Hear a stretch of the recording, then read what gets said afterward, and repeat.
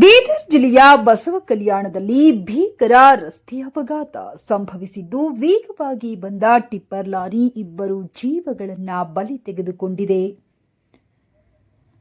ತ್ರಿಪುರಾಂತದಿಂದ ಖಾದಿ ಜಂಡಾಗೆ ಹೋಗುತ್ತಿದ್ದ ಪತಿ ಮತ್ತು ಪತ್ನಿಯ ಮೇಲೆ ಹಿಂದಿನಿಂದ ಬಂದ ಟಿಪ್ಪರ್ ಲಾರಿ ಹರಿದು ಸಾವನ್ನಪ್ಪಿದ್ದು, ಇಬ್ಬರು ಸ್ಥಳದಲ್ಲಿ ಸಾವನ್ನಪ್ಪಿದ್ದಾರೆ.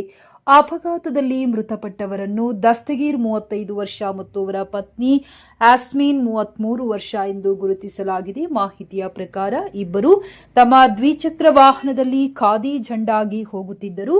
ಬಸ್ ನಿಲ್ದಾಣದ ಬಳಿಯ ಜೀಜಾಮಾತಾ ಕಾಲೇಜು ಬಳಿಯವರು ತಲುಪಿದಾಗ ವೇಗವಾಗಿ ಬಂದ ಟಿಪ್ಪರ್ ಲಾರಿ ಇದ್ದಕ್ಕಿದ್ದಂತೆ ಹಿಂದಿನಿಂದ ಅವರ ಬೈಕಿಗೆ ಡಿಕ್ಕಿ ಹೊಡೆದಿದೆ. ಘಟನೆಯ ತೀವ್ರತೆ ಎಷ್ಟಿತ್ತೆಂದರೆ ಇಬ್ಬರು ರಸ್ತೆಗೆ ಬಿದ್ದು ಟಿಪ್ಪರ್ ಲಾರಿಯಿಂದ ನಜ್ಜುಗುಜ್ಜಾದರು. ಇಬ್ಬರು ತೀವ್ರವಾಗಿ ಗಾಯಗೊಂಡು ಸ್ಥಳದಲ್ಲಿ ಸಾವನ್ನಪ್ಪಿದರು. ಸಂಚಾರ ಪಿಎಸ್ಐ ಸಿದ್ದೇಶ್ವರ್ ಮತ್ತು ಸಿಪಿಐ ಅಲಿ ಸಾಹೇಬ್ ತಮ್ಮ ತಂಡದೊಂದಿಗೆ ಸ್ಥಳಕ್ಕೆ ಆಗಮಿಸಿ ತನಿಖೆ ನಡೆಸಿದರು.